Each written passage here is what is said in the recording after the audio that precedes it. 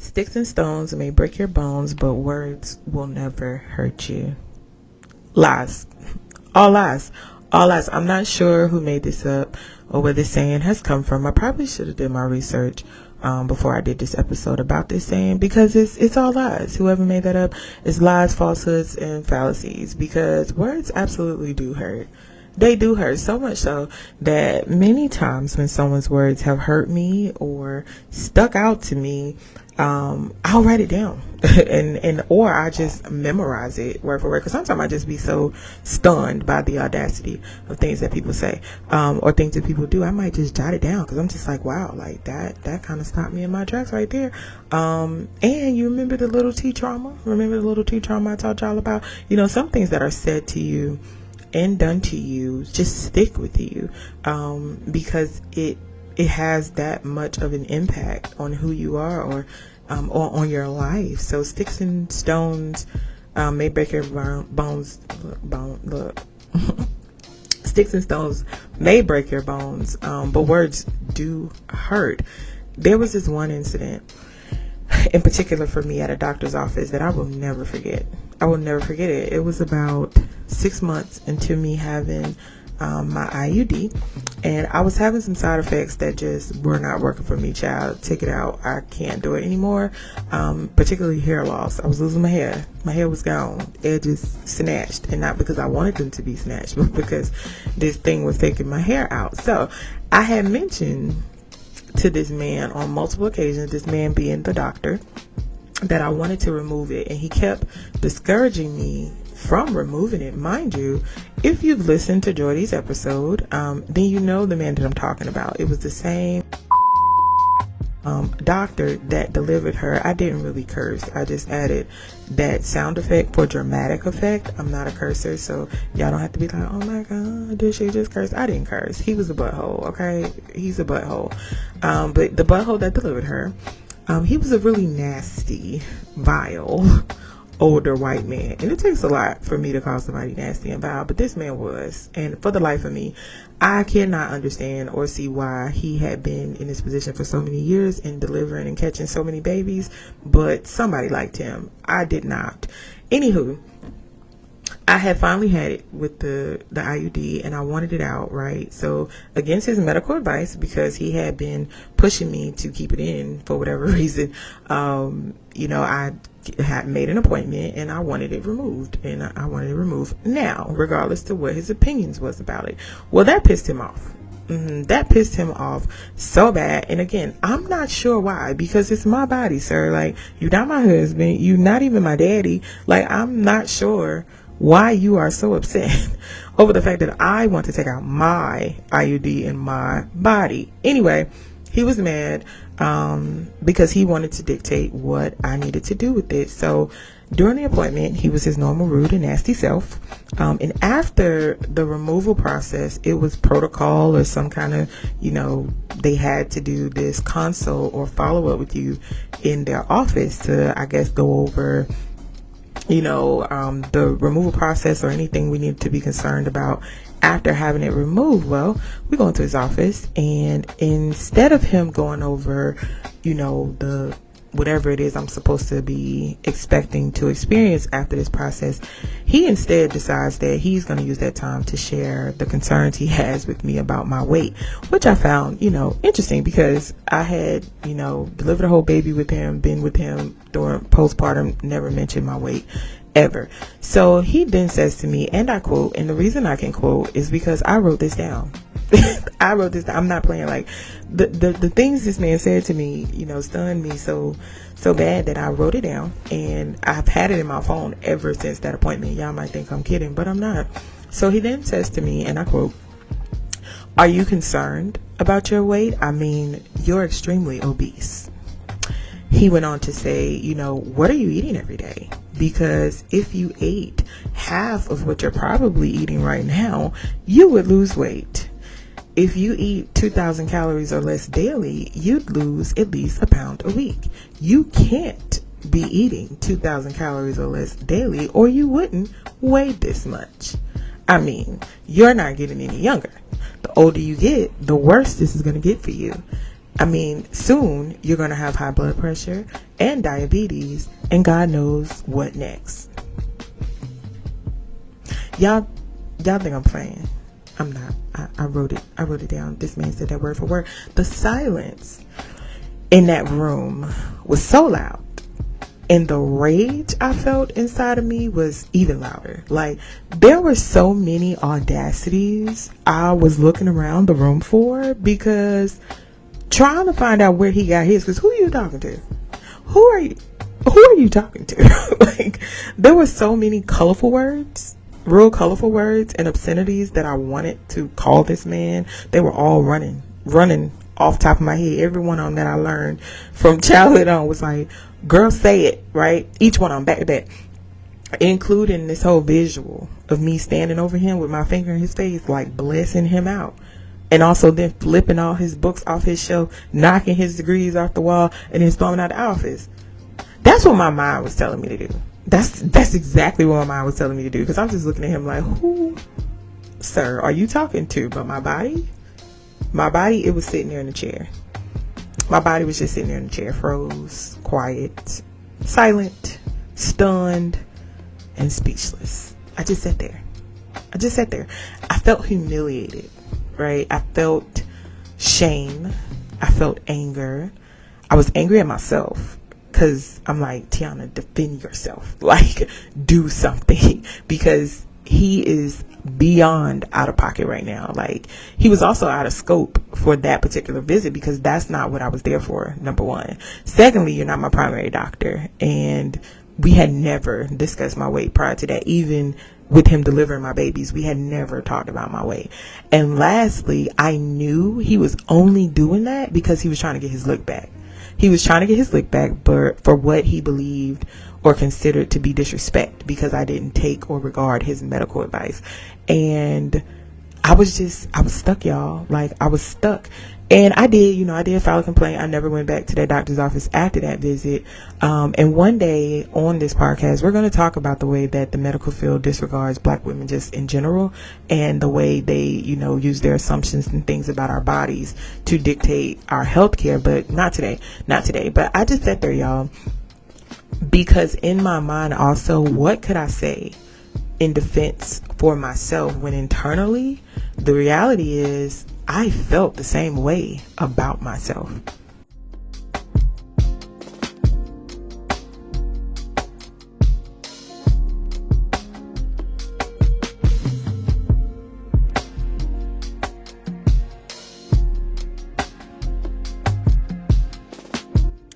Welcome to the Breathe Black Mom podcast, where moms of color can come to relax, relate, and release. I'm your host, T. What's up, my BBMs and BBLs? Pause. I hope that you all are off to the most amazing week. And if you're not, don't go messing it up for nobody else. You hear? Don't mind me, y'all. Don't mind me. I saw Auntie Tab last week, and you basically can't tell me nothing, because now I know her and now we friends. Not quite. But one day, I might just be friends with Tabitha Brown. So go ahead and mark my word here on this podcast. Like, I'm going to be her friend, because I love Auntie Tab and her spirit, and she was amazing. I'm so glad I got to see her. Shout out to my friend who got me a ticket, and we went together. Auntie Tab was a joy. But it's another week, y'all, of me juggling all the things with all the people, and y'all would be so proud of me. Because I started my week off right. I got my, to-do list going. I did my grocery order online, like we discussed in the last episode. I got the calendar synced, and the girls was ready for school this week. It wasn't without a bit of increased anxiety, some irritability, and agitation, but baby steps, people. We are getting there. Baby steps. The fact of the matter is, I did it. We here. Boom. We here. Okay. The week is on its way. It's still bringing all the things, but it's on its way, and I'm here and I'm trying.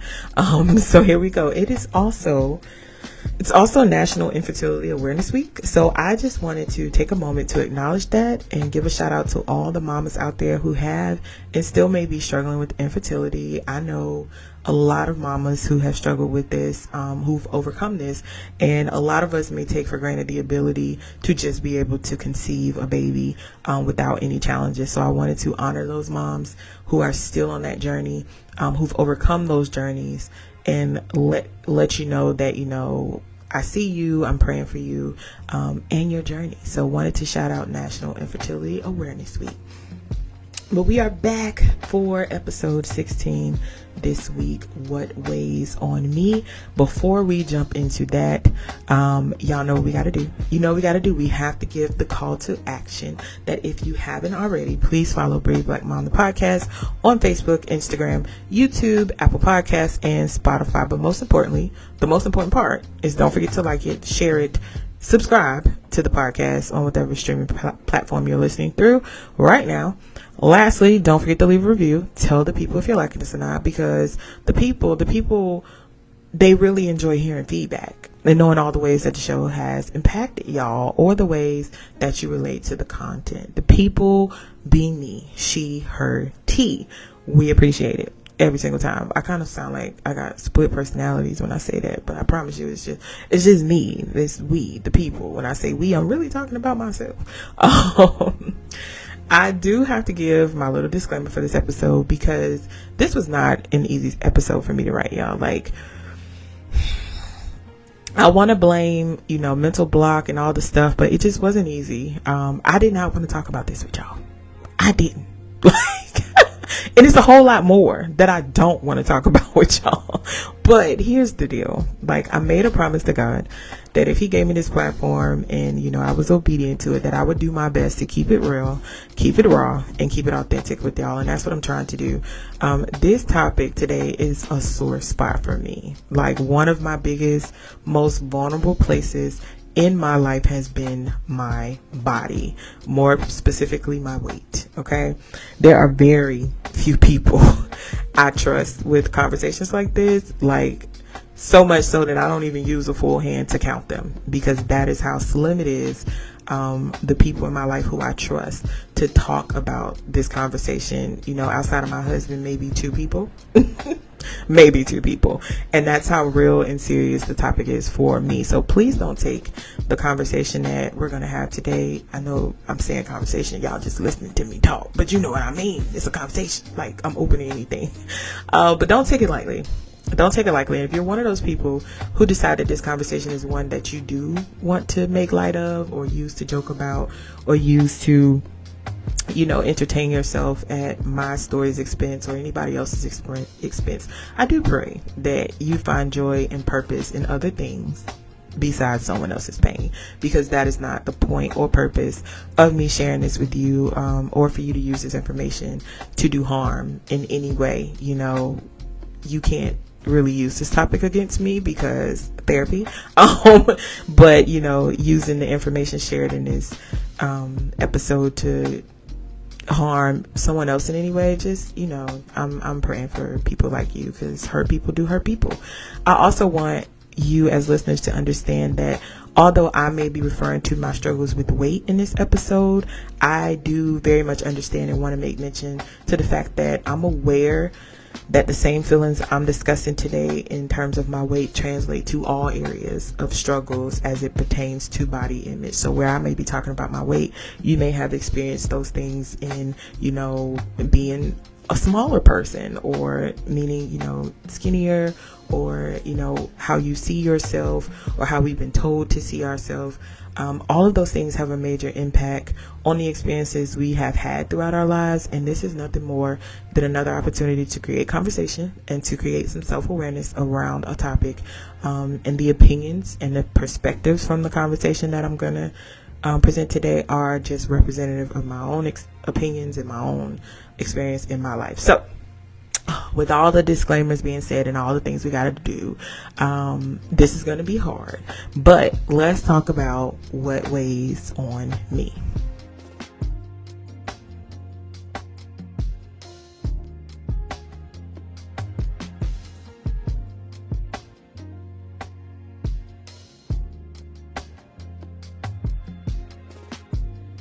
So I started writing the notes for this episode while I was sitting at Carowinds with my kids a few weeks ago. Now listen, I love me a good theme park. I don't live too much on the edge because y'all listen to She Got Bad Nerves. Like, I don't be living like too much on the edge because I don't be understanding why y'all do some stuff y'all do. But I do like theme parks. Okay. I love rides. I love coasters. I love, I love the thrill of a theme park, in general. And I have a great time. I love to go. Like, y'all want to go to the theme park? Call me. No kids. Cause I like to go. But over the past few years, visiting theme parks have very much been anxiety provoking for me, after having to do my first walk of shame a few years back. And for those of you who have the privilege of not knowing what the walk of shame is, let me explain for a second what the walk of shame is. So, that is when you go to a theme park and you go to get on a ride and the harness or the safety belts won't fit. And then everybody and their mama, they come over there and they try to push you down in the seat and they try to adjust it, and all of them be pushing on your little thing, and it's embarrassing because everybody watching you and they try to get you to maneuver each and every way, which is just that much more embarrassing to just eventually have to tell you that you got to get off. And then everybody watching you, mad that you held up the line, or, giggling at the fact that you couldn't fit in the seat. Yeah. That is the walk of shame. The crazy part is that when I first experienced this, I wasn't even at my heaviest weight. Like, I don't even think I had I may not have even had my second child yet. I was just a little more hippie than I usually was because, things spread when you have children. But I wasn't even that big when I had to do my initial walk of shame. But yeah, it was embarrassing. It was very embarrassing. And that wasn't my last walk of shame. Things only intensified for me when it comes to theme parks as I continued to put on weight throughout the years. So now I got these babies, and I would like to enjoy the things with my babies, like amusement parks. And I'm left to face the anxiety of getting through this day without having to obsess over my weight and my body. And that's exactly what was happening at Carowinds a few weeks back. Like, despite the fact that recently I've lost almost somewhere between 40 and 50 pounds, child, I stopped counting. My nerves were shot. And I just could not bring myself to even try a lot of the rides. I was nervous. I was so scared, and my husband kept urging me. He was, babe, just get on. You've lost weight. And I was just like, I can't do it. I can't do it. I just didn't want to go through it. And so I was making up lies. I was making up lies to my kids, like, oh, mommy hot, or, mommy is not feeling good. My stomach hurt, or, oh, I just don't like that ride right there. Y'all go ahead. And really inside I'm cringing because I'm lying to my kids. And they're like, mommy, ride this with us, please. Ride this with us, please. And I'm just like, no, I'm gonna record. You guys ride with daddy, because I was just scared. I was terrified. And it was, one of the rides we were sitting waiting for the kids to get off, and my husband was like, you really need to talk about this. And I was like, I'm not. It's like, you really need to talk about this on your podcast. And I'm like, I will not share this embarrassing experience with the world. But he's like, no, because the average person wouldn't understand how this simple trip to a theme park would cause so much anxiety and angst. This fun day that we've set aside to spend with the kids, I'm spent like obsessing and scared over getting on a ride.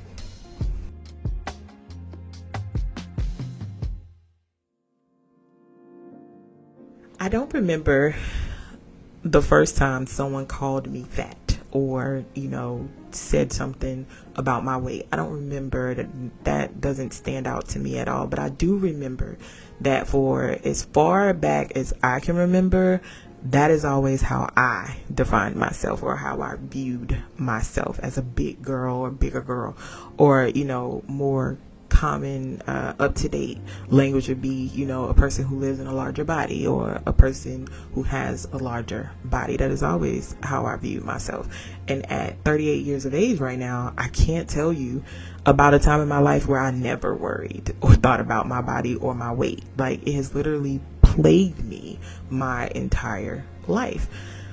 But what makes me so mad is that when I look back at my photos, because y'all know I love me some nostalgia, and especially the ones in childhood, and I see those little bony legs and that big head and those cabbage patch cheeks, I'm always confused. And like, who determined that I was fat? Like, who said it? Because define fat, define big. Because when I look at those pictures, I'm like, I wasn't fat. I wasn't fat. Even when I look back at some of my, younger pictures, when you was in your prime, we always look back and be like, oh, I just wish I was that size again. When you be like, anything but this, Lord. But when I look back, I'm like, define big. Like, I guess it's a bigger question for me, because whose standards, especially as it pertains to Black people, whose standards are fat, quote unquote, I hate that word, being defined by? Like, I've never done a deep dive, so I won't pretend that I have. I haven't done all the research, but I probably will. This episode is kind of encouraging me to want to read some more about this, or, study some more about this. But it's been such a sensitive topic for me that I would imagine that the beauty standard of size for Black people has some roots in slavery as well, or has some roots historically. I don't know that to be true. I'm just assuming that this beauty standard has come from that. And I know, off the top of my head, Sarah Baartman comes to mind. If you don't know who Sarah Baartman is, look her up. But she was put on display for her body, and she was a larger woman. But she was shapely, or what we would consider, in the Black community, she had body, baby. And they ostracized her, but they also studied her body because of how she was shaped and because of how she looked. And when I look at Sarah Baartman, I see myself. Like, I'm shaped like that. So, but just not in weight. Historically, like, Black bodies, period, have always been highly criticized. Of course, against the obvious things, more so than weight, our skin tone, which is translated to colorism in our communities, and then everything from our hair to our distinct Black features, our noses, our cheekbones, our lips, all of it. I know all of it. So I'm just curious to know, whether weight is also a part of that. And I'm going to do my own research. I know I'm going to do my own research to find out. But I would just imagine that it probably stems a lot from, how the world has said that we're supposed to show up. I also know that fat, for me, I'll say fat is probably one of the harshest things that you can say to a person or refer to them as. I hate that word. Like, I don't even use it. I'm using it for the sake of this podcast, but every time I say it, it is literally making me cringe. I hate the word fat. Like, unless we talking about how much fat is in mayonnaise, I don't like to use that word, especially as it pertains to other people. Like, it just always made me cringe. And I myself just never identified or liked being referred to as fat, or even as a plus size girl or a big girl. I hated that mess. Like, it would make me cringe. And more so is because, like, why does that matter? Like, why do you have to identify me by my size? Oh, y'all know, like, T, yeah, she kind of big. Oh, girl, y'all sending me to a place. You sending me to a place. I never liked that. I never did. And I was never, and I'm still not, one of those people who wears the big girl plus size title as like a badge of honor. I don't knock the girls who do. Don't get me wrong. I really truly admire women who do and have embraced their body size, like, as this is who I am, and they walk in it in confidence. I really admire people like that, but I've never been able to do that. Like, I've never been able to just be like, I'm big and I'm proud, say it loud. Like, I would be lying. Like, it would be a lie for me. So that's probably why I was never able to just jump on like the, oh girl, I'm giving you big and body and bold and delicious. Like, I can't. I'm not knocking those who do, because I love y'all. Like, I love to see a big lady or a woman who is larger size just like walk in her confidence. I love that, but that is just not who I was, because I never enjoyed living inside of a larger body. I never enjoyed it. And I wasn't the type to want to be identified or referred to by any means as it pertained to my weight. Because again, like I said, why? Like, why does that matter? Why can't I just be T? Like, why do I have to be the plus size girls or the big girl? Like, it just drove me crazy. And to me, sometimes it's just a backhanded way or a socially acceptable way to call me fat. Like, is you still just calling me big? Like, I don't like it. I don't like it. And I remember, you know, and it's still my jam to this day. I ain't even gonna hold you. Watch out for the big girl is my song. Like, watch out for the big girl. That's my jump. That's my song. You know, anything Jersey Club, but that is my song. But the whole time cringing because I don't want to be the big girl. I don't want people pointing me out in the crowd. That song, come on, they start pointing to the big. Stop pointing to me. Like, how you know I want to dance to that? Like, how you know I want to be? I'm sorry, but I be thinking about events I went to, and that song, come on, and mind you, it's my jam, but sometimes I wouldn't even dance to it, because don't point me out. Don't point me out as a big girl. I don't want to dance and be the big girl today, because how you know it won't a struggle to just put these pants on today and get through coming to this event, and here you go pointing me out as a big girl. I don't want to. And mind your business, because you really calling me fat right now, but I'm gonna stop. Cause I'm the one who, at the end of the day, I'm still dancing. That's my song. Like, I ain't gonna adjust my song. That's my song. But I don't like it. Like, let me dance. Don't be pointing me out and making me dance to that song. But anyway, moving on. I am sure, you know, we all got our own definitions based on life, based on our cultural experiences, of, you know, what it means to be big, or, you know, a big girl, or live in a larger body. But for me, looking back, again, like I said, I was nowhere near what I would define as fat as a child. Like, there were times when my weight fluctuated a lot in my life when I was younger, but prior to, I would say, age 10 or 11, besides like when I was a little baby, I wasn't fat. I wasn't fat at all. And again, at least not by my definition. What I'll probably do too is, you know, I might post some pictures of me as a child in my stories, just so y'all can see, and maybe you can determine, was I fat or not? But I'm pretty positive that these early messages were given to me by peers in school, you know, just stuff I picked up on as socially, I guess, acceptable of what my body should look like, and of course also through family, because some of that stuff start right in your core circle. I would not define my school experience as one where I was bullied or, you know, anything like that, because I don't feel like I was bullied in school. But there was the occasional, you know, she fat comments, especially in our argument chat, because folks don't know how to use their word and they can't read. You know, I think I'm pretty good at reading. The first thing they're gonna go to is she fat. You know, the first insult they're always gonna go to is she fat.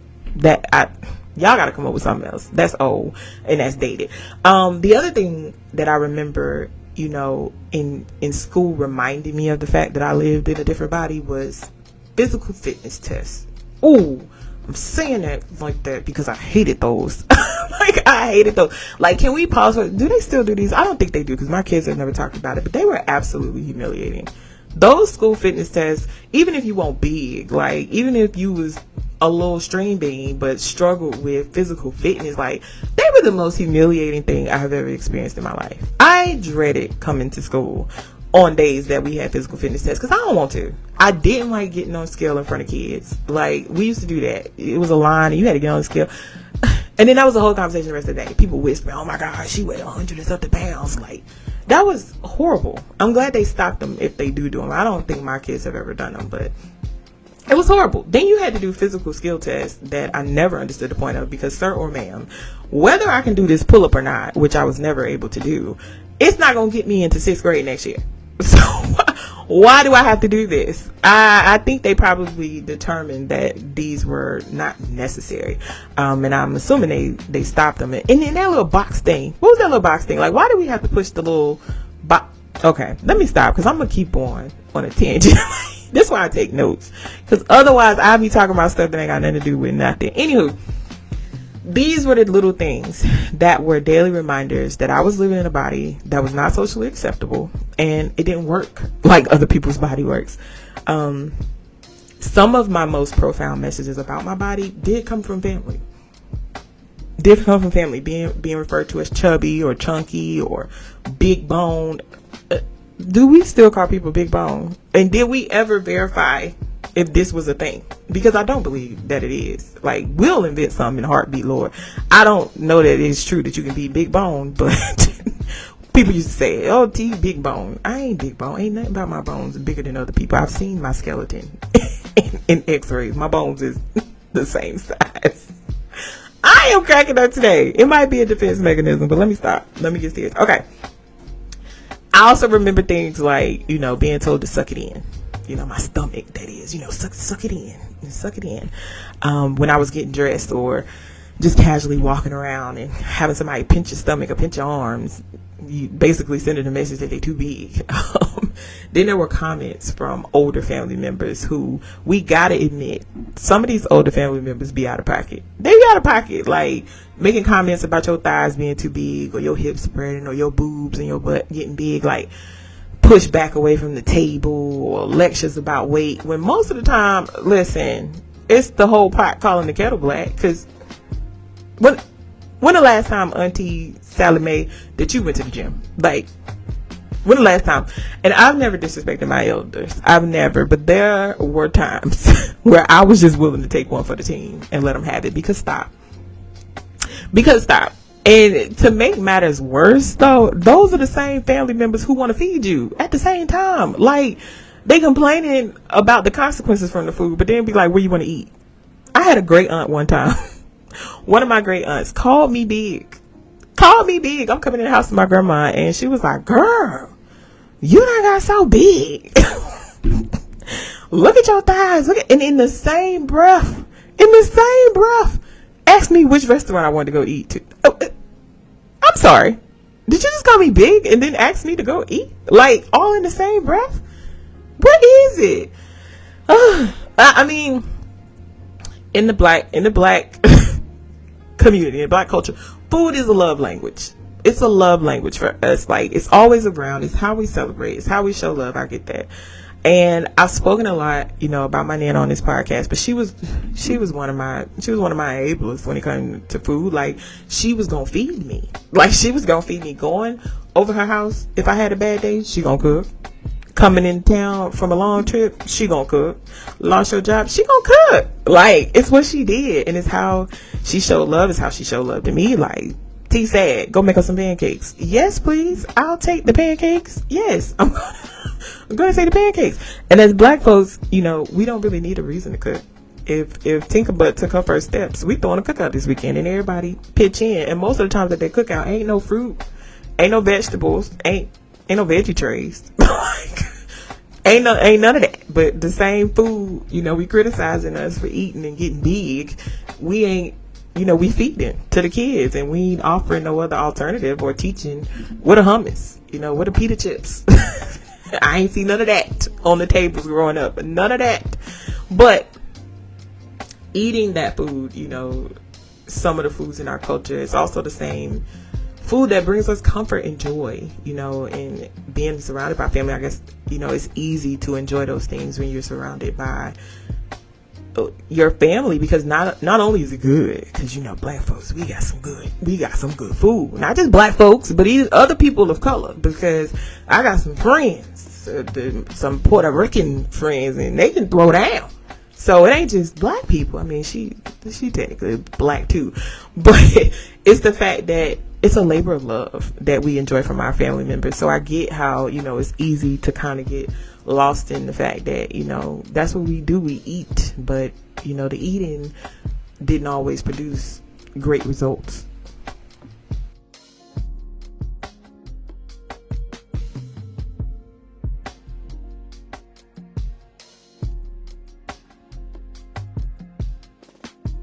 One of the darkest times for me surrounding how I viewed my body that I lived in was middle school. I didn't know what depressed meant back then.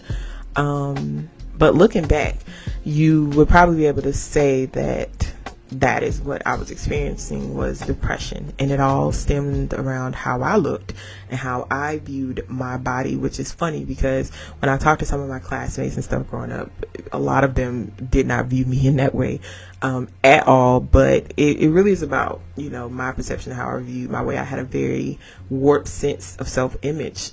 And during that time, and I hated myself. Like, I hated myself. I hated my body. I hated looking in the mirror. I hated getting dressed. And luckily for me, this was an era of the baggy clothes. Even the girls were wearing the baggy clothes because that's all I wore. And luckily it was in style. That's all I wanted to wear. It allowed me to cover up. It allowed me to stay shielded and not have to, kind of pick away at the things about my body that I didn't like. It was also a defense mechanism for me. I didn't have to worry about being uncomfortable when I went shopping, or be in situations where I was targeted for my body or the imperfections in school. It didn't really work though. Like, I still struggled despite trying to hide behind these clothes. I'm not sure what happened the summer before 9th grade, but something switched, child. A light bulb switched on or something, and I started feeling myself a little bit. I started to come into myself. I wasn't 100% in love with my body, but baby, I was starting to, T was stepping out a little bit, and I decided, 9th grade, I'm not going to school in these bad clothes. I'm not going to school in these bad clothes. So I stepped out a little bit first day of school in 9th grade, and I remember, particularly some of my male classmates was like, what happened to you over the summer? What happened to you over the summer? And why they do that? Why did they do that? Because it started this vicious cycle of validation for me, because before I didn't feel like I was catching, nobody attention and nobody out. But baby, first day of 9th grade, I was like, oh, okay, and y'all think I'm cute. Like, it was on from there. You can tell me nothing now. Still had my silent struggles, but I would say high school through college wasn't that bad for me. Like, weight was always still at the forefront of my mind. I would often contemplate doing some very extreme things so I could lose more weight, so I could feel better in my body. But I had slightly more confidence than normal through those years. And honestly, I started using that validation and that confidence. I started using my confidence that I was developing, which really wasn't much, and it wasn't developed very well, as a means for validation and people pleasing. Those were my coping mechanisms to get through the years. Like, okay, they liked me, do more of this because they like that. Okay, I said this, and I was using unhealthy things and opinions to get through those years. And it wasn't that I had confidence, it was just that people were continuing to validate things, so I would continue to do that. And let me pause right here and tell y'all something, because a part of that for me was boys. Who don't like the boys? You get to high school, you start feeling yourself, your hormones start, and you start to like the boys. But let me tell y'all something right here, and it ain't just the boys, it's the men. Okay, don't let these people be out here telling you that the big girls milkshakes don't bring all the boys to the yard, because they're lying. They're absolutely lying. Our milkshakes indeed do bring the boys to the yard, because I spent a lot of time, and I'm saying this because my daughter, my oldest one, is struggling right now to believe that, she's a girl who has a larger body, because I ain't gonna call her no big girl. I don't know if she appreciate that, but she like, oh mommy, the boys like the skinny girls. Girl, don't be letting them lie to you, because let me tell you something, as soon as they get the opportunity, they was somewhere slipping notes, writing out sweet nothings on the notebook paper to you.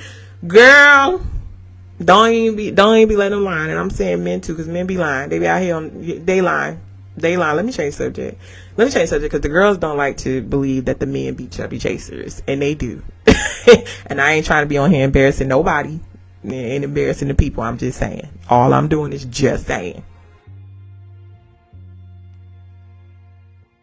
So pregnancy was when things started to shift back for me again. So prior to being pregnant, I again wasn't completely satisfied in my body. But I was most definitely at a place where I was comfortable. Like, every now and then I would have a bit of shallow house syndrome. If you've never seen that movie, it's like, I think, what was it? I can't remember how it went, but however she saw herself, she was the opposite or something like that. But I would have like some shallow Hal syndrome. Like I saw somebody completely different in the mirror than what other people saw on the outside. Like definitely some body dysmorphia happening there at some point in my life. But for the most part, some of the more vain things that were associated with body size and body image were what was helping me get through that era. Like I could pretty much wear what I wanted. I could shop where my friends were shopping. You know, I was on the inside of the end cap of clothing, but I could do it. I could wear it. You know, so that was a bit easier for me. I had what I deemed as a socially acceptable body for the most part. So instead of fat or overweight, I was then considered thick.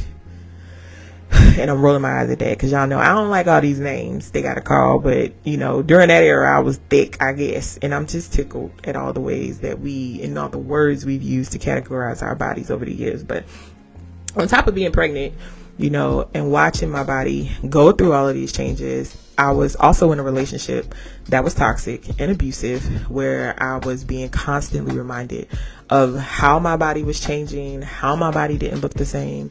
And then, you know, after having her, being reminded over and over that my body was not what it was prior to having her, which was sending me back in that place of, you know, not accepting the body I was living in. Then came baby number 2.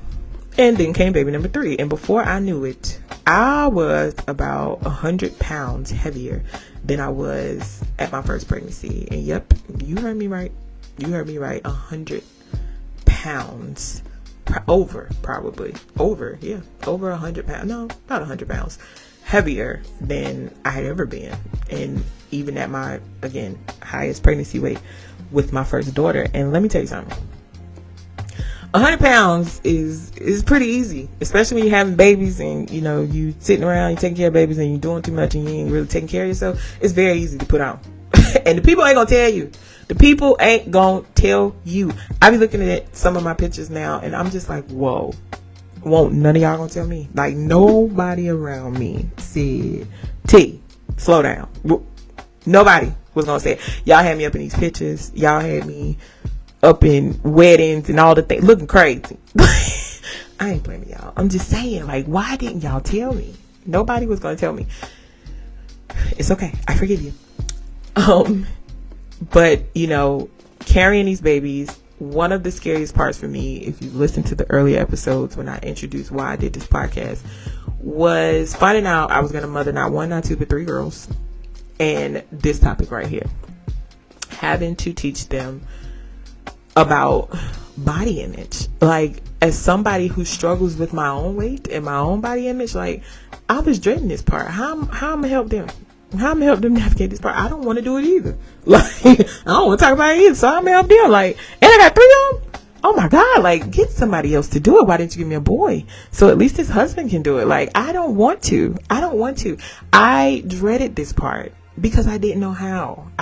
What I'm gonna say. My biggest fear was I'm going to mess these kids up. Like, I'm going to damage them because I don't know how to show up for them when it comes to this topic, because I don't know how to show up for myself. I don't have the answers to the questions or the moments when they're going to start picking their bodies apart and not loving what they see in the mirror. What I'm going to say? Like, especially because I'm currently doing the same thing to myself. So what do I tell these babies? Like, what am I gonna say? And at the point right now that I'm speaking to y'all, every last one of my kids, down to my 7-year-old, has come home at some point crying about somebody calling them fat. Every last one of them. All 3 of them. And what do I do with that? When I don't know what to do about it when somebody did it to me. Like, I was told as a kid, you know, don't worry about it, the sticks and stones thing, and don't worry about what they say, you know, ignore them, you know, they just mad. That's fine. And I know that, again, our parents, our family members, they did the best they could with what they have, and this is no shade to them, but the reality of all that is, it's real, and it's not easy, and you do remember. You do remember those times, and you can't just ignore them because now you're replaying it. And especially when somebody says something to you and you already feel some kind of way about yourself about it, it sticks even more. It sticks even more. Like I like to tell my clients, you can't hurt me with something that I don't already feel about myself. Like, you can't call me a bad mom and it offends me if I don't already feel like a bad mom. If somebody walked up to me right now and told me I was a white girl, I would laugh at them because I know I'm not a white girl. I don't know, right? I'd be like, girl, okay. Like, what's wrong with her? What's she smoking today? But if they come up to me and, they said something to me about my weight, it's going to sting because that is where the trigger is, right? So when somebody's saying something to you about this and it hurts, it's because you already feel that way. So ignoring them and just acting like it don't disappear ain't gonna work. Like, it ain't gonna work because it stung. It's a place that's already sensitive for you. And with kids, like, it don't just stop at weight. Our black and brown babies have quite a few more levels of self-image to navigate other than just weight, right? They're here. Let's start there. I got 3 girls with heads full of hair, and I ain't mad at you, God. I forgive you, but I'm still gonna talk to him. I'm still gonna talk to God when I get there, because anyway, natural hair right now, and even locks are the wave, and I love that for us. Like, I love going around and I'm noticing, like, oh, either people got their natural hair or they got locks, and I love it for us because we're finally learning how to embrace our hair as it grows out of our heads unapologetically. But I still remember being very nervous to wear my natural hair. I remember that long ago, I was comfortable wearing my hair, natural in safe spaces like home, but working school, like, it made me feel like I had to tone it down and I couldn't, be wild and free with my hair. And even though I absolutely adore my locks, love them down, I still remember feeling very nervous in how they were going to be received in my profession. Like, what the people going to think, what they going to say about my hair. And I still get stares. I'm a black girl in authority at my job. So when people come in, and not only am I a black girl in authority, I got locks all the way down to my butt. So I know they stare, right now I kind of take it as a compliment. Like, baby, look, yeah, your hair could never, you wish. I'm on that kind of stuff now. But anyway, outside of hair, our kids are faced with, issues in their complexion. I have 3 kids who complexion wise are very, very different. And although there are very real issues out here of colorism that exists right now, fortunately for me with my girls, this is not an issue that I have to battle right now. So far anyway. Like I said, I don't know what'll come later, but so far I have not had to tackle this one in my home. And slavery really did a number on us, y'all. It really did a number, with the whole the lighter ones in the house, the darker ones outside. Like, it created a divide within our community racially. And just like white people be saying, like, I don't see color, within our race, we really try to deny the fact that colorism is a thing. It's a thing, and it's a very real thing. I will never forget, I had Jordy, and she was about 2 months old when we went to visit a family member, and the family member held her up, oh, she's so cute, and then said, and she's a good color too. I'm sorry, what? What? I was stunned because I didn't hear a lot of issues concerning color in my family growing up. Like, I didn't hear any colorism conversations, and if it was happening, maybe I missed it. Maybe I was a little oblivious to it, but nothing that stood out to me. So that stunned me because we ain't do stuff like that. Like, we ain't talk about who color was better, and we ain't do that. And because of that, it's not a behavior that I replicated or really tolerated, because we don't do that. Like, talk about the difference in our colors. Like, I think that's the dumbest thing. And actually with Jay, my oldest, she has a darker tone of skin, and she grew up obsessed and in love with her chocolate skin. But you know why? All we did was compliment and praise this child about how beautiful her skin was, because it is. Like, I don't know if I was doing it because subconsciously I was trying to get ahead of the world and what they would think of her. I don't think I was doing it for that reason, because if you've ever seen her, the kid genuinely has some gorgeous deep brown skin, like gorgeous. And I don't know. I guess the point I'm trying to make is that, it started at home with her, and that was not an issue for her. Like, her skin tone, being a darker hued child, she don't have an issue with that because it was praised. It was, highlighted. Everybody, I call her my pretty brown girl. Everybody talks about her skin and how beautiful it is. So I could just imagine if we were taking some of those same issues, that we dealt with or are dealing with or seeing our kids face with, and starting at home with them, that we would have the same issues. We wouldn't have the same issues with them, not being happy with who they are. Just recently, she was telling me about some guys at her school who call her Midnight. And it was another crude joke. I can't even remember what it was, but it was inappropriate regarding the fact that she has darker skin. Crazy enough, it don't bother her. Because like I was saying, like, unless you feel that about yourself, it won't really stay. It didn't bother her. She came and told me, kind of laughing, like, Mommy, they be calling me this at school. But, I still had to check her and say, wait a minute, that's not okay. Because even though she's not, insecure about her skin tone, somebody else might be, and that's just inappropriate. So I was, explaining to her, like, we don't do that. Like, that's not funny, and you need to tell them to stop saying that to you, because that's just not okay.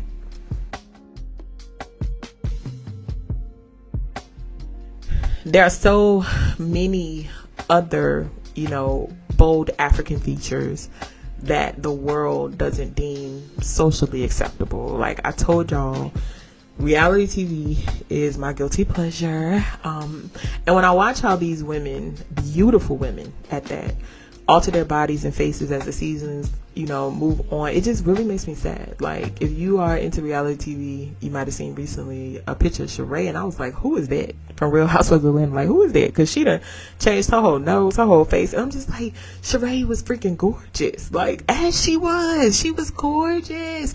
Why did you do that? Why did you do that? And people like the Braxtons and Nene from Real Housewives of Atlanta, like, all this work and changing their noses and changing their faces and their lips. And I'm just like, what was it, baby? Like, who said it? Who said it is what I want to ask them. Like, why did you do that? Especially Lil' Kim. Y'all know. Lil' Kim, bless her heart. Because that girl was gorgeous. Like, gorgeous as she was. I don't know who she is right now. But as she was, gorgeous. Like, who told you?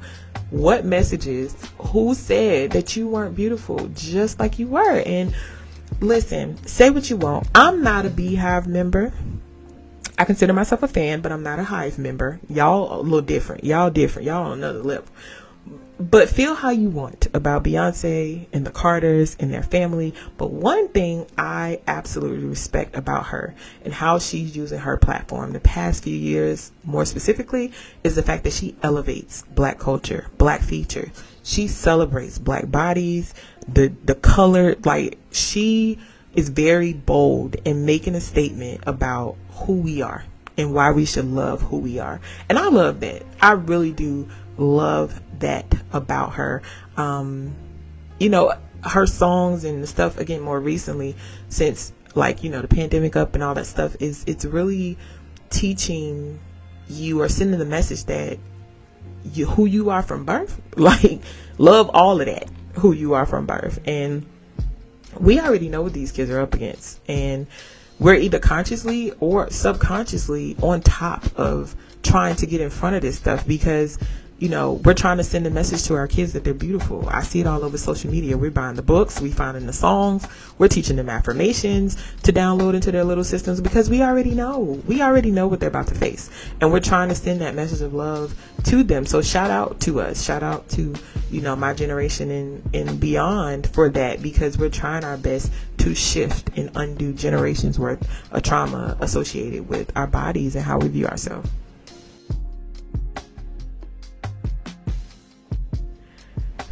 As moms, kids pick up on our habits, and they also watch what we do. They pay really close attention to what messages we're telling ourselves, and how we speak about our bodies, how many times we step on the scale or go on a diet or say we're not going to eat this because we're trying to lose weight. They're paying attention.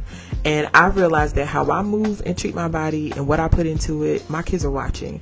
And because they're watching, they're doing. Because I'm still learning, I still sometimes subconsciously react to them out of fear. of what I think people will say or how I think they'll treat them, I don't react the right way. I'm yelling, they come home crying, and I'm just like, I'm using the same tactic. Don't listen to them, but it's really out of fear, and it's really out of like panic. Like, I knew this was coming and I don't know what to do. I don't know what to do, and I'm doing that because I don't have words. I don't want people to hurt them. I know what's being said hurts them, but I also don't know what to do. I know what I do try to do is imagine what I would have wanted and what I would have loved to have been said to me in those moments. And I do my best. I'm not perfect, but I do my best to be that for them. Like, I mostly always validate their feelings. I don't care how hot I get or how mad I get. I try to validate their feelings and not dismiss it, because what they're feeling is real and it hurts, right? Words do hurt. Someone else's perception, whether it should matter or not, whether we think, oh, you shouldn't care what nobody thinks, it does matter, and it hurts, and it causes you to start questioning your body. It causes you to ask whether you belong in this type of environment, and it sticks, right? I usually try to hit them with the, well, do you feel like you fat? And if they say yes, sometimes I don't have nothing. Sometimes I have nothing after that. I'm like, well, I won't expect you to say that. I was hoping you would say, no, I don't think I'm fat. But when they say yeah, then I just, I try my best to say, okay, well, what would you like to do? How would you like to view your body? And what can mommy do to help? Because I don't know. Because help mommy. Like, at the same time, help me. Jesus, help me. Or I also try to do things that help increase their self-esteem or make them feel better about themselves. For example, Jay, for the longest, had a complex about her hair. Like, she's just starting to embrace her hair as she's older and her hair texture is changing a little bit, but she had a thing. And I remember my mom telling me one time, just keep her hair done. Because that's the thing for her, keep her hair done. Shout out to my sister, because my sister makes sure her hair stay done for that reason. And that's one of the things that I do to help boost her self-esteem, is I keep her hair done, because I know she feels some kind of way about her hair naturally. And as much as I can't change that, I want to, and I want her to just love it. She don't. So until she does, I at least try to meet her halfway and keep her hair done to where she feels pretty, where she feels beautiful. I let my kids choose clothes that flatter their bodies or make them feel comfortable in their bodies, because nothing sucked more than shopping as a child who had weight issues. Nothing sucked more than have to go into the husky section or being taken in a Lane Bryant at 12. First of all, Lane Bryant ain't made nothing for me at 12 that I want to wear, and being made to buy clothes that you were told were appropriate for your size. You wear this size. Well, that is ugly in my size. And you feel like a paper bag or a dumpling in these clothes. Like, that makes it worse. It makes it so much worse. And all I'm trying to say is listen to these babies. Like, listen to them. You can find stuff for them that suits them in their size that looks cute. Recently, this was just the other week, it started to get warm. I pulled out a pair of Jordy old, uniform shorts, and these shorts, they knee length, because school, and they probably more on the husky side of like what the pants would look like. They ain't the most flattering. They uniform pants. Y'all know uniform pants be ugly. But, she came to me that morning and she was like, Mommy, can I please wear some different pants? And I'm frustrated because I'm ready to get out of the house. Girl, what's wrong with them pants? Ain't nothing wrong with them pants, girl. Put them pants on. And then I stopped and I looked at her, and I could tell. Like, I could just see it in her eyes. I didn't have to ask. I knew she just did not feel cute. She felt like, Mommy, please. Like, I could tell. She ain't have to say a word. They did look dumpy, y'all. They looked a little dumpy. And I just could imagine what was going through her head. I could imagine what she was fearful of walking into school that day. And I'm just like, yeah, go change your pants. I could have pulled a power move and been like, no, you wear what I tell you to wear. I knew that baby wasn't comfortable. I knew she wasn't comfortable, and I ain't even pulled them shorts back out. Bless her heart, we ain't even gonna wear them shorts this year. But I feel like allowing them to have a choice to wear what makes them comfortable empowers them. It empowers them to have a say-so and begin to love what their bodies can do for them. I'm more flattering in some clothes more than others. There are certain clothes that I just don't like, on my body. I don't like it, and I'm aware of that. I'm not out here. Look, I know I got a bigger body. I ain't out here trying to wear the things that make y'all be screenshotting people and talking about them on the social media. I don't do that. I play it safe a lot. I do. There are things, that my husband be like, I would love to see you wear that. Or my sisters be like, girl, you could wear my friend. I ain't gonna do it. I ain't there yet. But I do try to wear what makes me comfortable. And what makes me feel good in my body. I will say too, though, when it comes to addressing things like this with my kids about their body image and things like that, I try to be as real as possible because, if there's something you don't like about your weight, that is something that is easily changed or something you can have control over. If you don't like your locks or your hair, you can cut your hair and change your hair. I don't try to feed them the lie of, oh, God made us all beautiful just like we were. He intended for you to be that way. Baby, God ain't want me sick. He ain't want me struggling to get up and down these stairs. He ain't want me that way. So if I have control over it, I'm going to change it. Like if I have control over the fact that I can't breathe when I walk 2 steps in, can't buckle my seatbelt to, I'm going to work to change it. So that is what I do try to teach them. Is like, look, there's some things that if you're unhappy with your body, you can change. You can move more. We can go do some physical activity. I'd be lying sometimes, but we could, and we can change how our bodies are showing up. We can eat better. I do try to teach them things like that I feel like are reality or reality or real solutions for what they're going through.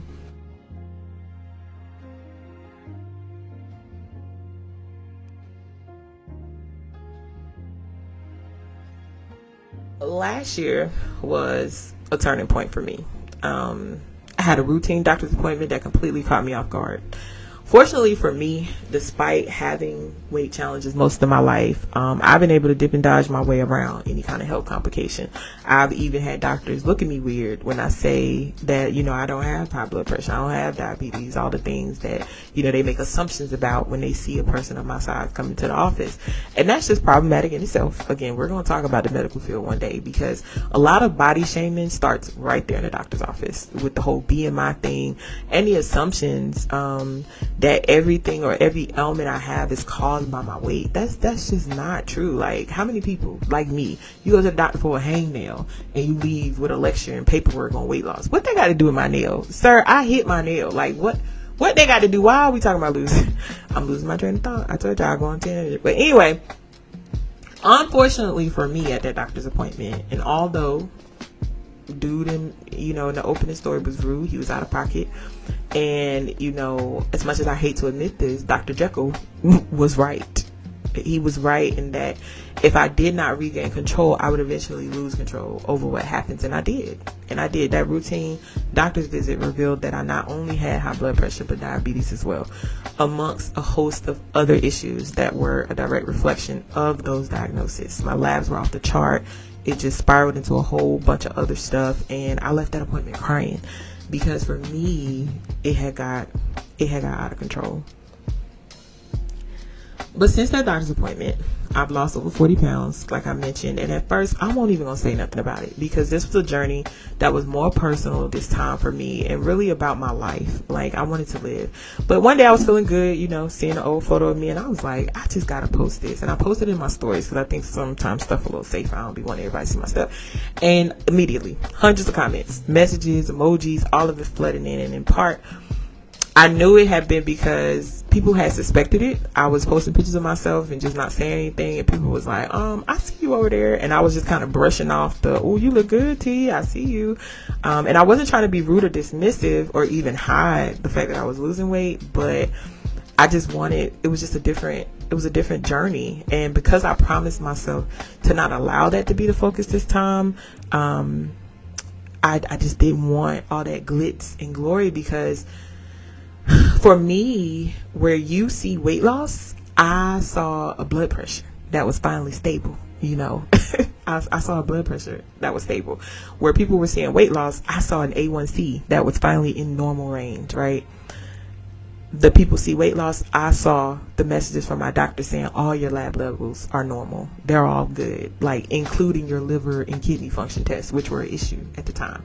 And where people were seeing weight loss, I saw a girl who can walk up the steps now, walk around the park with my kids without feeling like I'm dying, tie my shoes without feeling like I'm about to choke, have a heart attack, and, cross my legs, with ease and things like that. And where people were seeing weight loss, I saw a girl who just wanted to live, right? Just wanted to live, and not just meaning long life, but being able to enjoy the life I have without the worries of my body size and what was going to prohibit me from, enjoying life due to that. I've done this weight loss thing for years, like yo-yo diet and all the things, and I wish I could just say, losing weight this time was about vanity, and it was just so much more than that. My weight has gone up and down my whole life. I've tried fitness buddies, accountability, but like nothing is more embarrassing for me than sharing those stories on social media, sharing those pictures, and then next thing you know, I'm back in the same predicament. Like I didn't want to look like an entire fool to me again. And let me also say this, because this is another thing that I see a lot of, and I got a lot of when people saw that I had lost weight. And I know that there's innocence in this. I know that people mean no harm. I know that you're just curious, and sometimes you just want to know for yourself, baby, what is you doing? Like, what are you doing? How did you do it? But that's really not important. When you see someone who is on a weight loss journey or has lost weight, it's really not important the how. Right? Because there could be so many reasons associated with weight loss and why a person had to lose weight, how a person had to lose the weight, whether it was life or death. And it's just not important, right? It's not important to know the how. And I say that because recently there's been just, not even recently, like I see people throw the judgment around, about people's weight. Like people could be ill and not dropping weight. They're dropping weight without trying to. Some people are choosing other options to drop weight that are more taboo and not as socially acceptable as just diet and exercise, and they aren't comfortable sharing that, right? And it's just enough to just say, hey, like, you look good, and if you're comfortable, tell me. If you're comfortable, share. The world is cruel. Let's just face it, the world is cruel, and if you didn't do it, they make assumptions about people who live in bigger bodies, people who are overweight. They treat you a lot different when you're overweight versus when you're smaller. I can go on a whole entire tangent about that just alone. And I sit back and I watch even people on my social media, how they joke and comment and, call people fat and just, that stuff just disgusts me. And let me just tell you, none of them people who do that, they ain't none of my people. Because my people, I don't associate with people who do stuff like that. Like, I'm just not down with people who hurt other people, even, public shaming. I just think that's just disgusting behavior. But I watch people make assumptions and overgeneralizations about people who are overweight. Like, they love to eat, or they just push back from the table, or they're lazy, or they stink, and and it just makes me cringe, because what? Like, people be assuming you like to eat. They ain't even one of my stories. Like, I do like to eat, but I am not a person who overeats and overindulges. Like, my weight has been put on for many different reasons in my life, but I am not one of those people. So when I see people do stuff like that, and I know other people who carry weight, who are not lazy, who don't stink, who don't, sit at the table and just gorge food. Like, I cannot stand that. And to my point earlier, the world will say, lose weight, go push away from the table. And then when you do, and the same token, they're saying, oh, wait, don't lose weight that way. You took the easy way out because you lost weight this way. It's exhausting. It's exhausting, which is why, during this journey, I ain't talking about how I lost weight. And I'm not talking about that. Why? Because it's my business. Like, I've been avoiding those conversations because it ain't none of nobody's business. Like, if you going to compliment me, compliment me. If you going to talk about me, do that too. But keep it moving. Like, keep it moving. And speaking of the world being cruel, I just want to say this too. I want to also just make mention that it is our responsibility and our duties. Y'all know how I am about this, to protect your babies from things and people that don't affirm them. Okay, if you think back to your childhood, there are things that people have said about you, whether it was about your body, your weight, your face, your nose, whatever, and it stuck. It stuck. So whether that was one of your peers, your family members, your friends, your TV show, a movie, whatever, we can't put the kids in a bubble. We can't prevent everything that's going to send a message to them that they are not okay just as they are, but we can control what we can. And I try my best to shield my kids from things and people who don't affirm them. And I don't care who it is. And I shut down any kind of comments or slick comments that have potential to harm them. Like, I'm going to warn you. I'm going to let you know, hey, please don't say that to my child again. Or please don't talk to my child like that, or about her body, or this. If you don't respect that boundary, that's it. I limit the access, period. You can't have access to my kids if you can't respect the boundary of me protecting their future. I used to believe that my weight and my concerns about my weight was only my problem, up until motherhood, and then of course therapy. And then I realized it was more than my problem. I didn't really realize that the way my issues with how I feel in my body have bled into other areas of my life. And I'm still actively working to heal those areas of my life that my weight has impacted, such as, my overall self-esteem, the need for validation, approval from others, people pleasing, all the things, anxiety, depression, all the things centered around my body and how I feel. But also other areas like my relationship. Like, the great thing about my husband is that body-wise, he has known me both the smaller version of me way back in high school when we dated the first time, and then the heavier version of me. And he's loving me the same each way. Literally nothing about how he's treated me has changed with a number on the scale. And although I be telling him, he got to start telling me if my back getting big. Like, I know you love me and I know you'll just rub my stomach and keep it moving, but you got to start telling me if my back getting big, babe. You got to start telling me. But because I don't like certain part of my bodies, it very much influences my relationship. I'm very heavily critical, and it affects how I perceive him to see me. Not how he sees me, but how I perceive it. And that's frustrating for him in a lot of ways, because he's constantly affirming me and constantly telling me how much he loves me just the way I am. But if I don't love me and how I'm showing up on the world, it won't resonate. So it trickles down, even into my relationship. And as I continue on this journey through motherhood, I don't want these issues around my body to continue to create stumbling blocks for my kids. Like, I realize that everything I do with and to my body, from carrying them when I was pregnant with them to modeling healthy habits now, impacts them.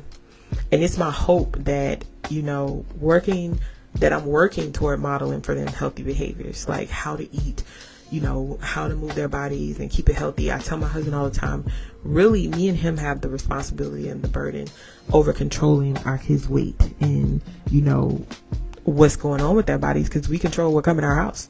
Like, we're controlling what they eat. We control what we expose them to and how often we encourage them to move their body and do healthy things. It's really on us. It's really on us as parents. I just also want to be able to do life with my kids and my family without my body being the burden. Everything from not wanting to take pictures with my kids because I ain't happy with how I look, to having to heavily research places before we go to make sure it's suitable for me to be able to enjoy. I already touched on some of this with Carowinds, but a few years back we took a trip to Disney World, and this was around the time I was at my heaviest weight. And now listen, I'm the research queen. I do it well, which makes me very great at planning trips for my family.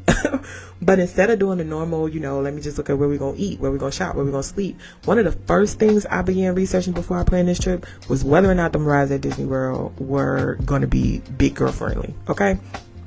And there's this thing with Disney World, like, there's a thing, y'all. It is called poo friendly.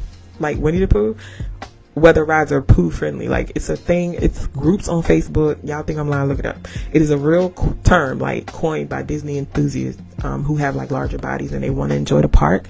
And with the amount of money we was about to spend to go to Disney, I refused to get there and not be able to ride. Like, I was going to enjoy this park, so I needed to know beforehand if I was going to be able to. And thankfully, shout out to Disney, man. Disney is very poo friendly, very poo friendly. Like, all of their rides are made to accommodate large bodies. So that's a shameless plug. If you want to go to Disney and you got a larger body, baby, you can go and you can enjoy every ride comfortably.